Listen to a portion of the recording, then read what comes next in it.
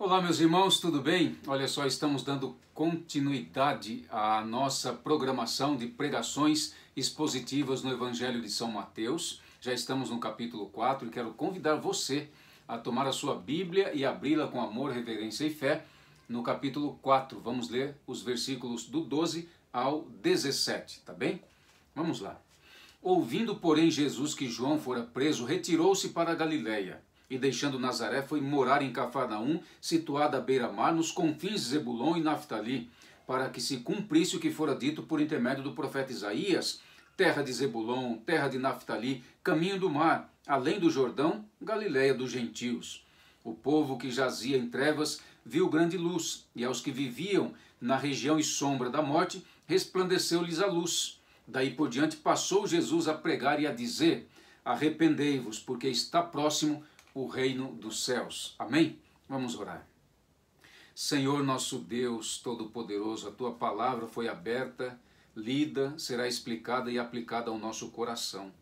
Que o Senhor possa vir ao nosso encontro agora com sabedoria, discernimento e luz para nos iluminar.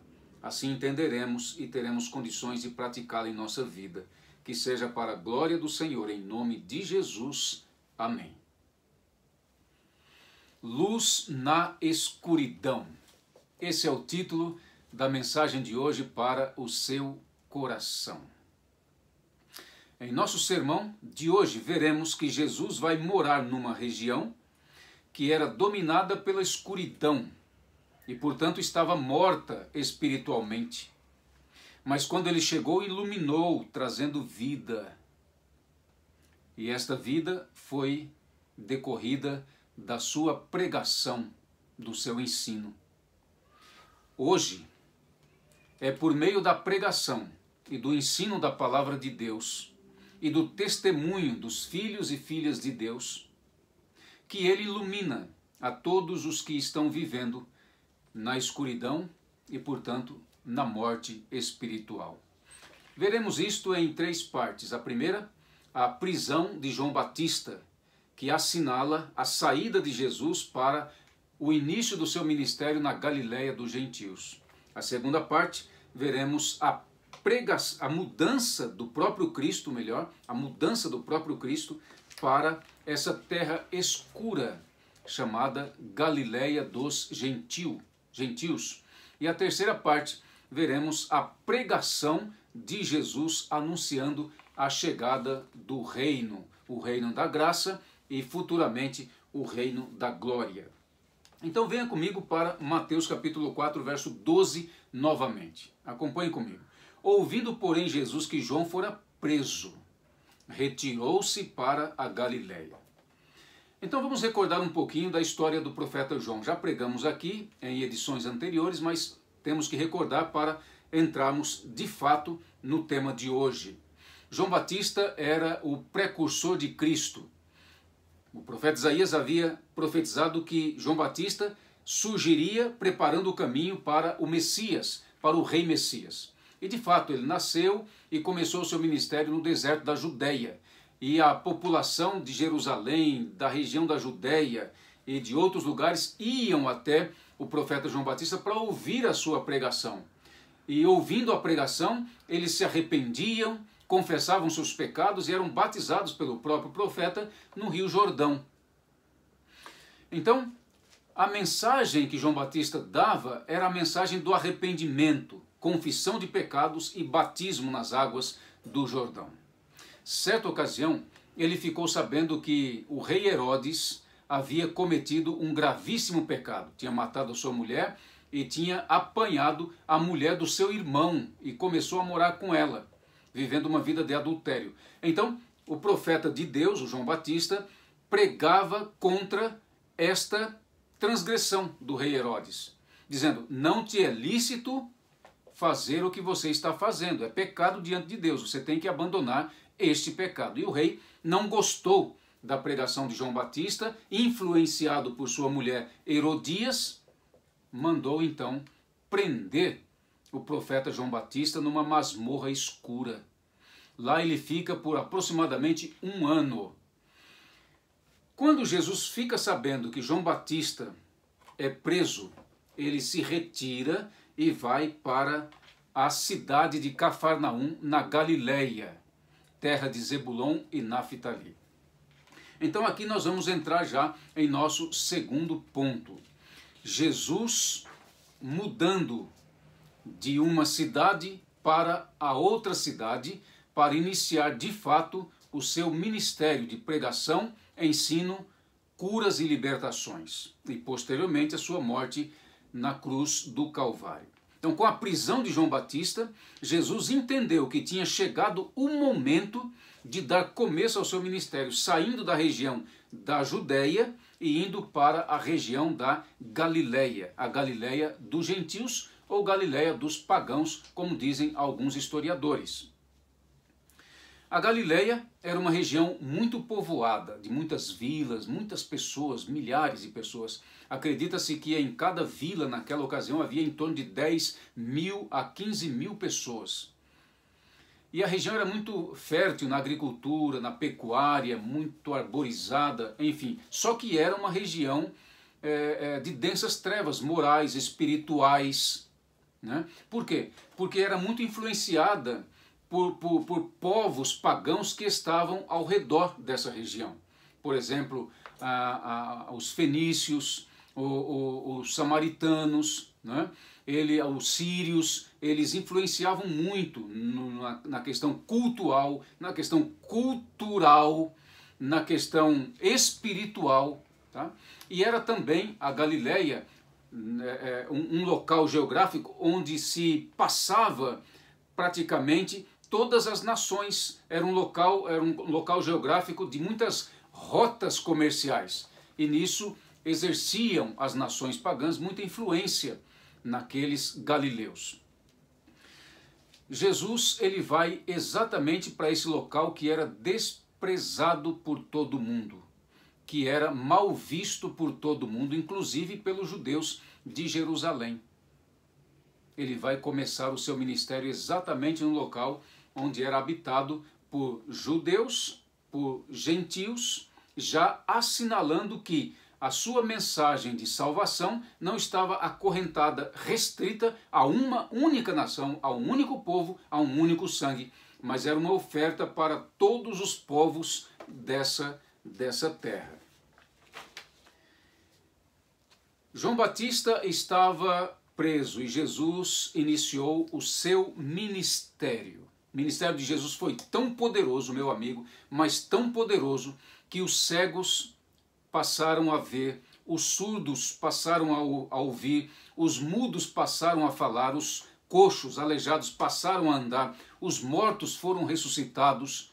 Claro que não todos, mas aqueles que chegavam até Cristo eram então abençoados e libertados. Os demônios eram expulsos e ele pregava com poder e autoridade a palavra de Deus. João Batista na prisão.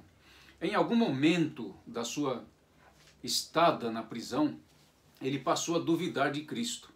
Será que é ele mesmo o Messias? Ou temos que esperar um outro? Isso começou a perturbar a sua mente. Por que ele não liberta o seu servo dessa prisão? Era o pensamento de João Batista. Por que ele não liberta o seu povo da escravidão, da opressão romana? Era o pensamento de João Batista.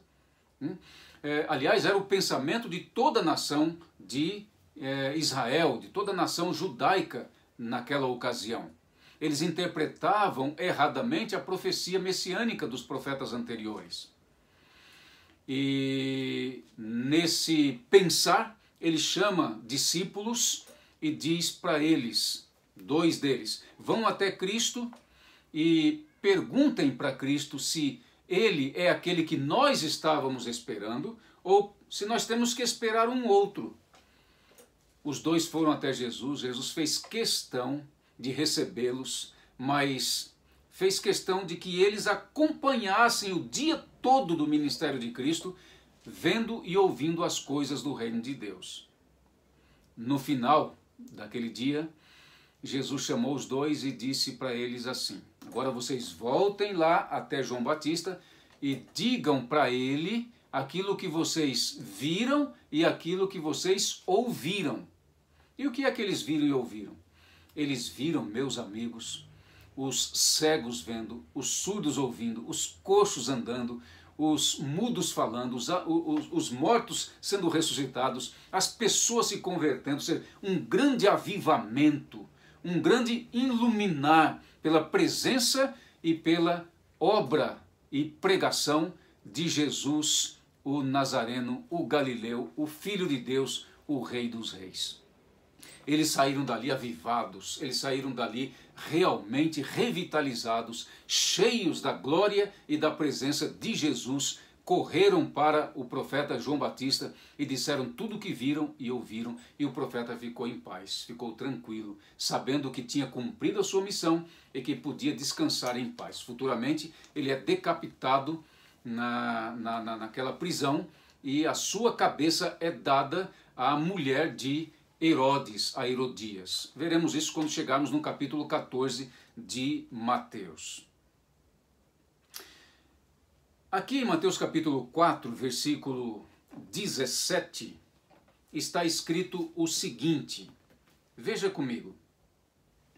Daí por diante, passou Jesus a pregar e a dizer, arrependei-vos, porque está próximo o reino dos céus. Então, nessa nossa terceira parte, nós vamos ver exatamente a pregação e o ensino de Jesus, que revela a chegada do reino de Deus ao coração humano. Daí por diante está escrito, passou Jesus a pregar e a dizer arrependei-vos, porque está próximo o reino dos céus. A mensagem de arrependimento é uma mensagem muito interessante, já iniciada pelo profeta João Batista. Ela convida as pessoas a mudarem de rota, a deixarem o caminho mau e iniciar o caminho do bem, o caminho de Deus. É o abandono da prática de pecados e a aquisição da prática dos princípios do novo reino. Interessante também o termo pregar. O termo pregar aqui nos leva a entender aquilo que lá no passado acontecia. Cada rei tinha um pregador, um arauto, um pregoeiro. Tá? Ele escrevia uma mensagem, essa mensagem deveria ser apresentada para um outro rei distante, ou alguma tribo, alguma família. Ele chamava o seu pregador, o seu arauto, entregava a mensagem escrita, o arauto tinha que levar até o rei, chegava, lia na íntegra a mensagem do rei e depois retornava. Isso era uma prática antiga. Então, o que acontece aqui é a mesma coisa. Jesus é um tipo de arauto do rei, é um tipo de pregador do rei do céu, do reino do céu. E ele precisa fazer isso com bastante fidelidade, com total fidelidade, com honestidade, com verdade. Não poderia tirar nem acrescentar absolutamente nada. Tá? Porque caso o pregador tirasse ou acrescentasse alguma coisa, ele caía em descrédito e não era digno de ser representante do seu rei, do seu reino. Tá? Então Jesus ele fazia exposições fiéis da palavra de Deus. Vamos ver isso no capítulo 5, 6 e 7, que ele pega todo o Pentateuco praticamente e expõe fidedignamente para todos que estavam ao seu redor lhe escutando. E quando ele terminou o seu sermão, está escrito lá no final do capítulo 7, que as multidões ficaram maravilhadas, porque ele ensinava não como os escribas e fariseus, mas como alguém que tem autoridade para fazê-lo. Um arauto ou pregador, é importante enfatizar isso, porque vivemos numa época em que muitos assumem púlpitos e começam a pregar coisas que não estão nas escrituras sagradas. E, portanto, são falsos pregadores, falsos mestres, falsos profetizadores. Então, o verdadeiro pregador de Deus, ele tem, entre tantas características, 3 que devem ser muito bem percebidas. A primeira delas é que o arauto, o pregador da palavra de Deus, tem que ter certeza, confiança na mensagem que ele recebeu. E a mensagem que ele recebeu é a palavra de Deus. Ele tem que crer na palavra de Deus. Caso contrário, a sua mensagem não fará efeito, nem nele próprio e nem no coração dos outros. A segunda característica é que o arauto, ou pregador da palavra de Deus, precisa entender que ele não é o autor da mensagem, da palavra, da exposição. Ele não é o autor. O autor é o seu rei, é o seu Deus. Surge na cabeça de Deus e então é apresentado para o pregador expor, simplesmente expor. Tá? E o que acontece hoje é que muitos pregadores estão inventando mensagens, pregações absurdas, que fogem completamente da palavra de Deus. E uma terceira característica muito interessante é que o pregador, o arauto, ele não tem autoridade própria. A autoridade de expor vem do próprio Deus. Ele fala em nome de Deus, não em seu próprio nome. Ele pronuncia e anuncia a lei do seu Deus, não a sua lei. A filosofia de Deus, não a sua filosofia. E uma outra característica que a gente pode colocar aqui também é que ele tem que ser fiel, totalmente fiel. Fiel a Deus e fiel também à palavra de Deus. Jesus, ele começa a pregar com bastante fidelidade, como um verdadeiro profeta de Deus, a palavra de Deus. Aliás, ele era o próprio autor da palavra e, portanto, o fazia com bastante veracidade. A mensagem que ele estava transmitindo era a mensagem de arrependimento e, portanto, a chegada do reino de Deus. Como já mencionamos aqui, a mensagem de Jesus consistia numa ordem, uma espécie de chamado para uma nova era, para uma nova vida, um novo caminho com Deus. Dizia Jesus: arrependei-vos, ou seja, volte de seus caminhos maus e tome o caminho de Deus. Voltem-se para Deus. Assim sendo, as pessoas entrariam no reino da graça que ele estava oferecendo. E todos aqueles que entravam para o reino da graça passavam a viver com esperança em seu coração para em breve entrarem no reino da glória de Deus, o famoso novo céu e nova terra apresentado pelo profeta Isaías e também pelo profeta João no Apocalipse. O reino dos céus foi estabelecido na primeira vinda de Cristo. Jesus mesmo era o rei, e os que acreditavam nele eram seus súditos. O território desse reino era o coração e a vida dos seus súditos. Evidentemente, a mensagem de Cristo se referia ao reino da graça divina, mas como Jesus mesmo deixou claro, esse reino da graça antecedia ao reino da glória. Com respeito ao reino da glória, os discípulos perguntaram certa feita a Cristo no dia da sua ascensão: Senhor, será este o tempo em que restaurará o reino a Israel? O reino da graça se aproximou nos dias de Cristo, mas o reino da glória estava ainda no futuro. Somente quando o Filho do Homem, Cristo, vier em sua glória e com seus santos anjos ao seu redor, então se assentará no trono da sua glória e chamará os seus filhos para compor o seu reino.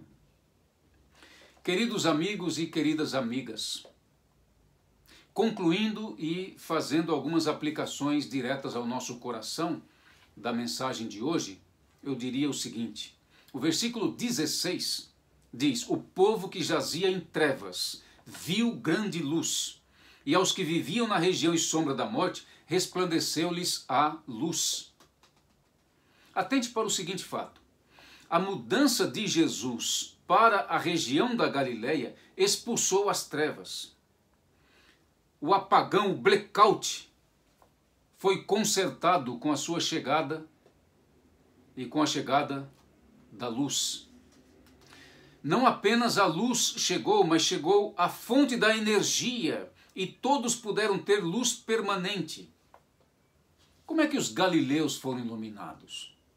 Pela presença física de Jesus e pela presença da mensagem de Jesus.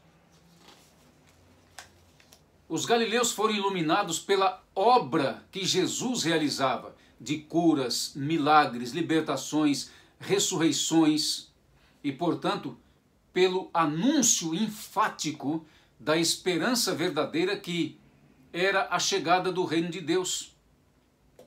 Os galileus foram iluminados porque entenderam que a sua real situação de perdidos estava agora solucionada. Se cumpriu a profecia do profeta Isaías. Foram iluminados, isto é, salvos pela presença e pela mensagem redentora de Jesus. A misericórdia de Deus desceu na região da sombra e da morte. A vida iniciou. Os galileus precisariam somente se arrepender e deixar o pecado, confessar o pecado e seguir o Nazareno, o Galileu, o Rei, o Salvador, o Senhor Jesus Cristo, o Filho de Deus, o Rei dos Reis e o Senhor dos Senhores. Jesus foi tão bom para com os galileus que estavam naquela escuridão, que escolheu dentre eles, logo no início, 4 discípulos, Pedro e André, Tiago e João. Estes seriam futuramente luzes para este mundo. Estes seriam constituídos uma espécie de comissão pequena da obra de Cristo e se tornariam os futuros líderes da Igreja de Cristo.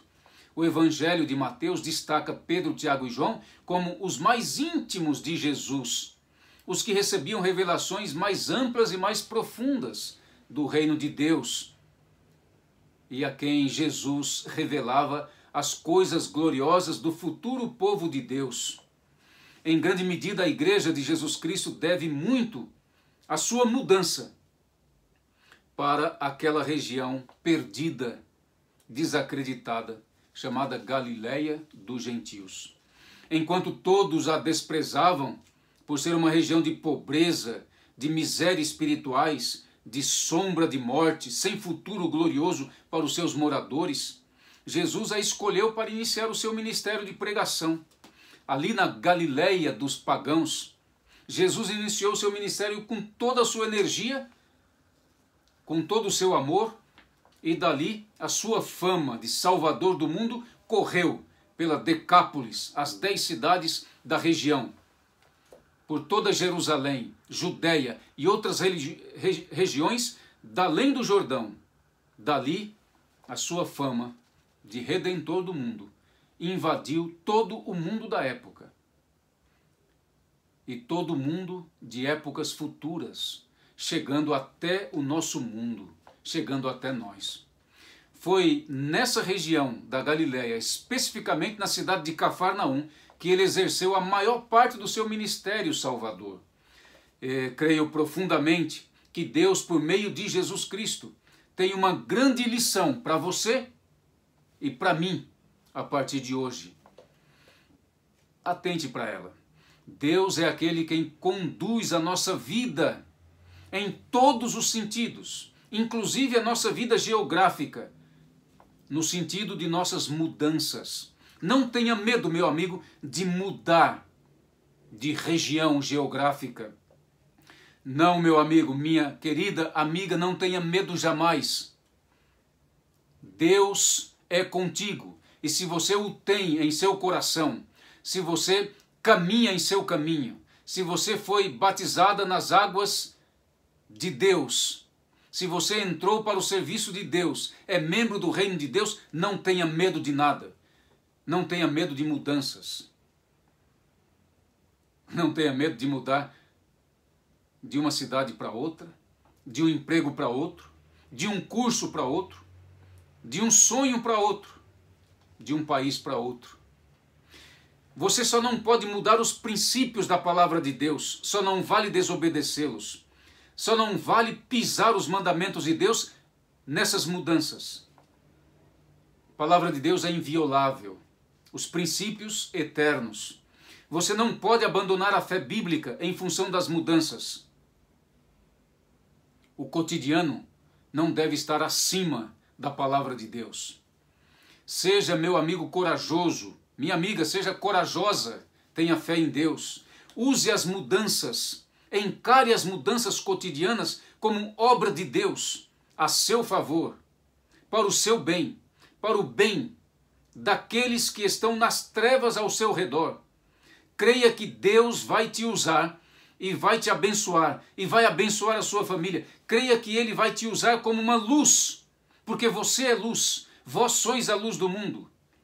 E Ele vai te usar para tirar outros que jazem na escuridão e na morte para a luz, para a vida.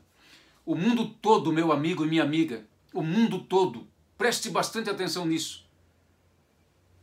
O mundo todo, mesmo com todo o seu saber, com toda a sua filosofia, com toda a sua tecnologia, sua ciência avançada, suas muitas luzes, o mundo todo está na escuridão e nas trevas, no caos, na morte. O mundo todo jaz no maligno. O mundo precisa de luz, muita luz. As cidades precisam de luz, precisam ser iluminadas. As famílias precisam sair das trevas e viverem na luz de Jesus. E hoje, meu amigo querido, a maneira de Jesus iluminar os que estão na escuridão é através dos seus filhos e filhas, do seu povo, da sua igreja, é através de você, é através de mim, é através do seu povo, espalhado em todas as regiões do planeta. A lição que ele nos dá é que não podemos desassociar a nossa vida espiritual da nossa vida material, profissional, geográfica. Nós somos integralmente dele, somos totalmente dele, somos 100% dele. Ele nos comprou pelo seu sangue e nós o aceitamos como Senhor e Salvador e fomos mergulhados nas águas do seu batismo e entramos para o serviço de Deus. Por isso, todas as nossas mudanças são guiadas por Deus para que nações inteiras, famílias inteiras, pessoas sejam iluminadas, abençoadas e salvas para a eternidade. Não tenha medo, meu amigo querido, ouça a voz de Cristo e saia para o mundo, para iluminá-lo. Ele tem muitos filhos e filhas nas trevas do pecado, que esperam ansiosamente, desesperadamente, pela chegada da luz. O mundo hoje é uma grande Galileia de pagãos, de gentios, de homens e mulheres que não têm compromisso com Deus, com a palavra de Deus, que não conhecem a Jesus, que não conhecem a verdade do reino de Jesus, que não conhecem a lei do reino de Jesus. Nessa grande Galileia, há lugares como Zebulon e Naftali que estão fragilizados mais do que outros. Há cidades inteiras que estão no caminho da morte. Talvez você precise ir para lá. Talvez você precise morar lá. Talvez você vai se reerguer lá. E talvez lá você vai reerguer multidões. Talvez você precise iniciar tudo lá. Talvez o seu futuro começará lá. Jesus disse para os seus 12 discípulos: vós sois a luz do mundo.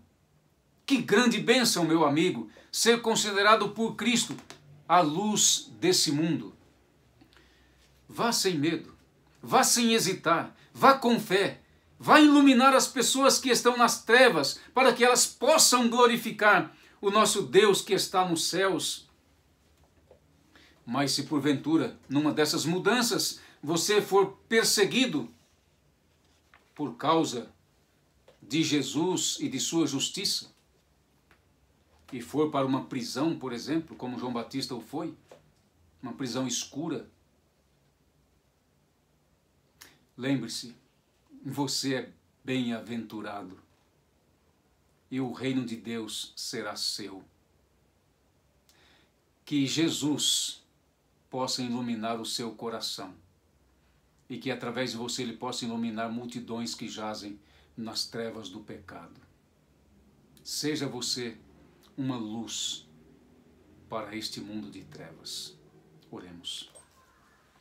Senhor Deus Todo-Poderoso, obrigado, Senhor, pela palavra do Senhor, que nos revela a salvação por meio e unicamente por meio de Jesus. A Ele toda honra e toda glória pelos séculos dos séculos. Ó Jesus, que o Senhor permaneça todos os dias em nosso coração, nos iluminando, para que possamos iluminar as pessoas ao nosso redor, tirando-as das trevas e colocando-as à plena luz no reino da graça do Senhor, para tomarem posse do reino da glória do Senhor.